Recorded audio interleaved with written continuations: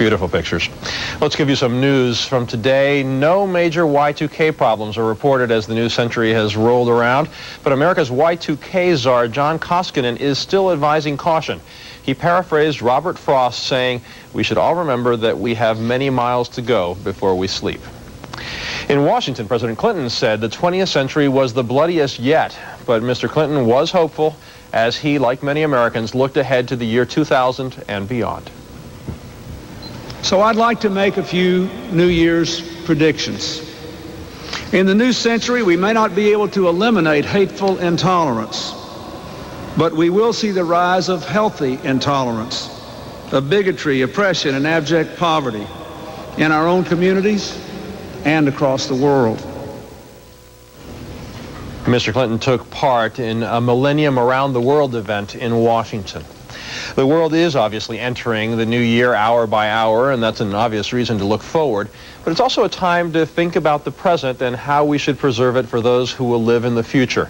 Around the world, including in Washington, time capsules are doing just that. And we wanted to know what you would put in a time capsule.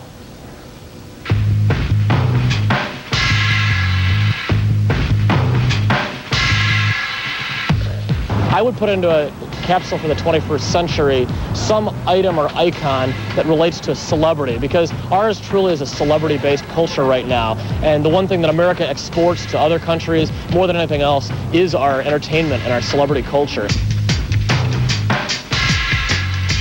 I would like to put drugs in a time capsule because of I'll say the devastating effect it has not on just our community here, but on an international scale.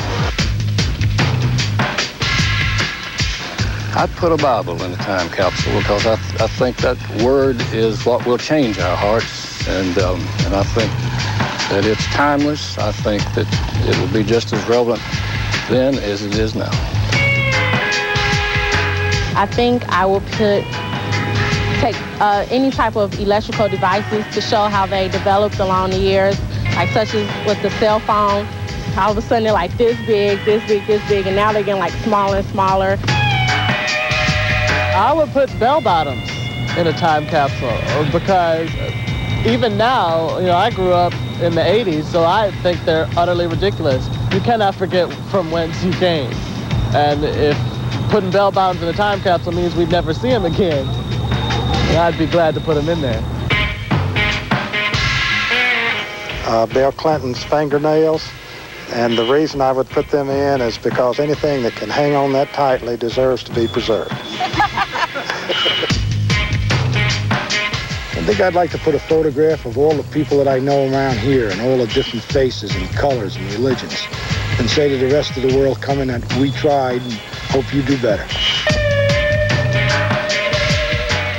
Bell bottoms in the 21st century. What a way to scare people. Now let's take a look at